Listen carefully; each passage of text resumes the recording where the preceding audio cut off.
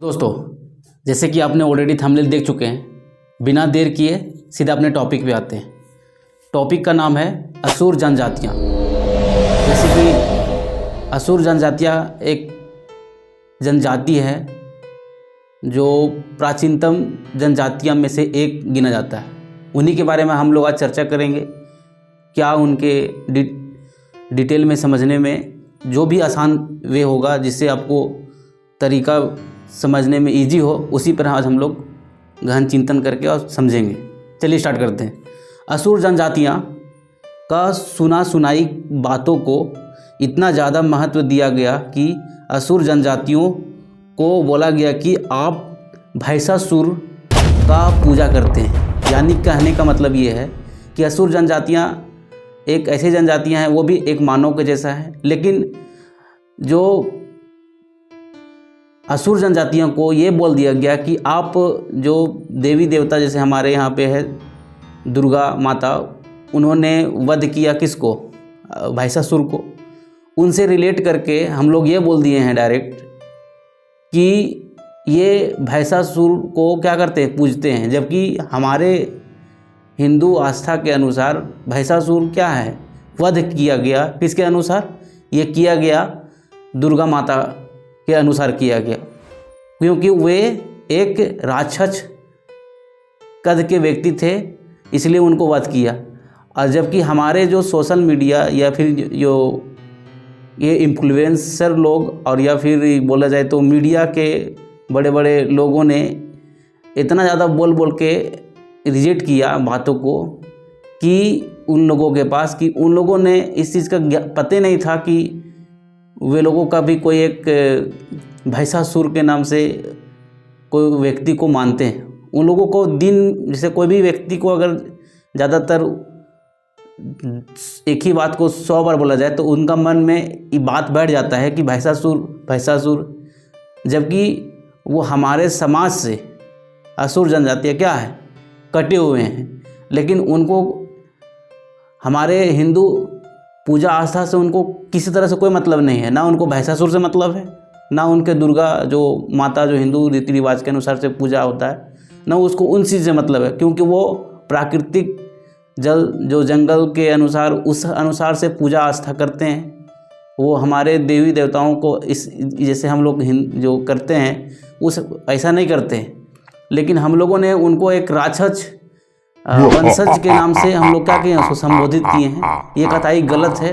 और जो भी मीडिया बंधु लोग इस तरह से किए हैं, ये बहुत ही गलत है, गलत छाप जाता है लोगों में। हमारा हिंदू आस्था पर भी एक सवाल बन जाता है कि हम लोगों ने इस तरह का आरोप लगा करके उन जातियों को नीचा दिखा रहे हैं। ये कतई नहीं करें।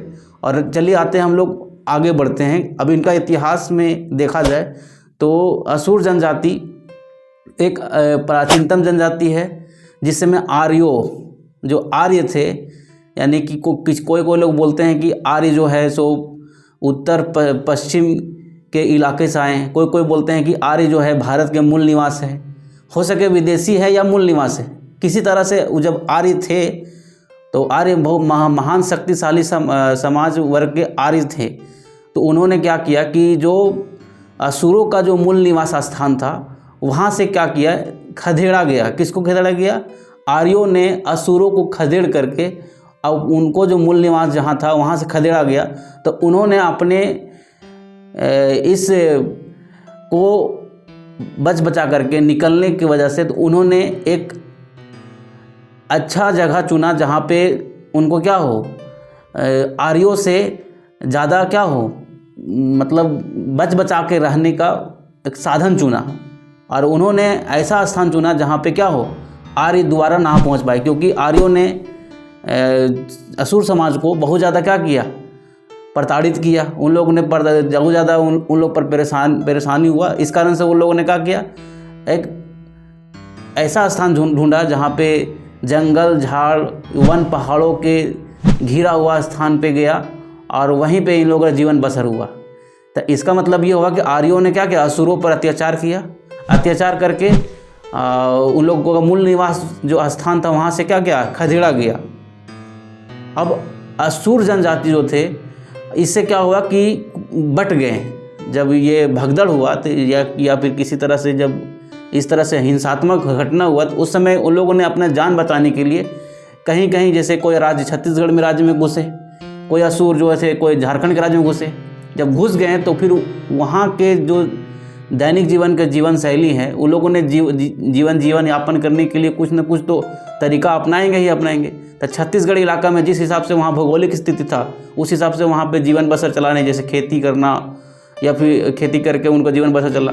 अब जब जो इलाका जो भारत के कुछ अन्य राज्य जैसे झारखंड में जब वो प्रवेश किए तो यहाँ के जीवन यापन करने के लिए उन लोगों ने, और एक बात ये भी माना जा रहा है कि असुर जनजाति के लोग तांबे, कांसा और लोहे के जितना सारे ये धातुएं हैं उन लोगों ने बनाने का तरीका उन लोगों को पता था, और कहीं ना कहीं पता था। तो उन लोगों ने झारखंड के स्थान में भी जब उन लोग जब आए तो उन लोगों को ये इस परंपरा से क्या से परिचित थे।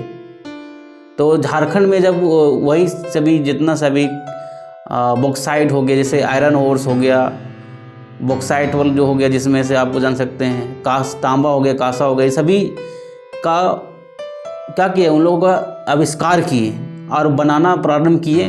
तो ये असुरों का मतलब झारखंड में जब मूलतः झारखंड में ये पाया गया है कि असुर जनजाति जो थे वो क्या करते थे। झारखंड में जब वो आर्यों के द्वारा जब उसको अत्याचार हुआ तो उन्होंने झारखंड पर शरण लिया और झारखंड में उन्होंने बहुत सारे धातुओं का आविष्कार किया, तांबा, लोहा और कांस्य का आविष्कार किया। और एक बात इसमें और है कि ये जनजाति जो है सरकार को इसको बचाने का प्रयास करना चाहिए, क्योंकि ये जनजातियाँ जो है ना ये ऐसा स्थान में रह रहे हैं वर्तमान समय में जहाँ पे सरकार का किसी प्रकार से कोई लाभ नहीं मिल पा रहा है। जिसके बारे में बहुत और यहाँ तक है जो झारखंड सरकार है वो सरकार केवल बातों में बहुत सारे बोल जाते हैं, लेकिन धरती पर जो है वो मूलतः नहीं पहुँच पा रहा है, जिस कारण से ये जनजाति धीरे धीरे क्या हो रही है, जैसे असुर जनजाति हैं केवल झारखंड में रांची से करीब कुछ किलोमीटर दूरी पर गुमला जिला के आसपास के इलाका पड़ता है जहाँ पे ये असुर जनजाति के लोग रहते हैं। और वहाँ पे इतना ज़्यादा समस्या है, वहाँ पे जो जीवन जीने की यापन करने के लिए जो साधन होना चाहिए वो नहीं है। वो पहले परंपरा जो पहले से जो जीवन यापन कर रहे थे उसी तरह से आज भी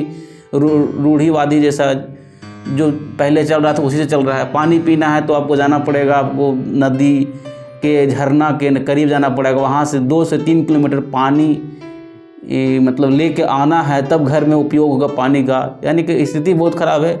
उन लोगों की जो जनसंख्या लगता है इस हिसाब से अगर हम नहीं बताते हैं तो प्राचीन असुर जनजाति को हम लोग खो जाएंगे और ये केवल इतिहास के पन्ना में रह जाएगा, ना हम उनको देख पाएंगे ना समझ पाएंगे। इसलिए हम सरकार से, भारत सरकार या झारखंड सरकार से भी विनम्र निवेदन करते हैं कि इस जनजाति को बचाया जाए और इनको जो सरकारी लाभ है कम से कम उतना वहाँ तक पहुँचा दिया जाए।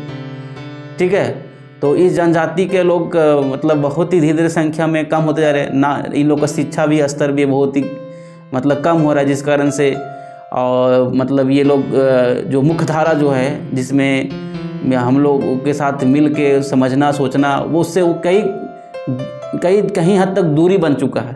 इसलिए उनका जो वर्तमान समय में अंधाधुंध जब वनों की कटाई या फिर अंधाधुंध खनिज संसाधन को निकाला जा रहा है तो कहीं ना कहीं दोहन किया जा रहा है और उस दोहन की वजह से उनका दैनिक जो जीवन पर बहुत ज़्यादा प्रभाव पड़ रहा है। तो कहीं ना कहीं जब ये सब चीज़ दोहन किया जा रहा है तो कहीं ना सरकार को उन पर ध्यान देना चाहिए, क्योंकि जंगल जो है ज़्यादातर क्या हो रहा है, जंगल ख़त्म हो जा रहा है क्योंकि खनिज संसाधन की वजह से। झारखंड में जो बॉक्साइट हो गया, बहुत सारे मिनरल्स जो है धातु वो सभी मिलते हैं, इस वजह से उन लोग का भी जीवन पर बहुत ज़्यादा असर पड़ रहा है, क्योंकि इस तरह से जो जंगल ख़त्म हो रहा है तो उन लोग का दैनिक जीवन जंगल ही पर था। तो आप अगर यहाँ तक आपको समझ में आ रहा है मेरी बात तो कम से कम ये असुर जनजाति के बारे में अन्य लोगों को भी बेहतर समझ में आए। एक जो सिलेबस का हिस्सा ना मन करें, इसको हम अपने दैनिक जीवन में एक अलग तरीक़ा से समझने का प्रयास किए। और यहाँ तक जुड़ रहने के लिए आपको बहुत बहुत धन्यवाद। फिर मिलेंगे। जय हिंद, जय भारत।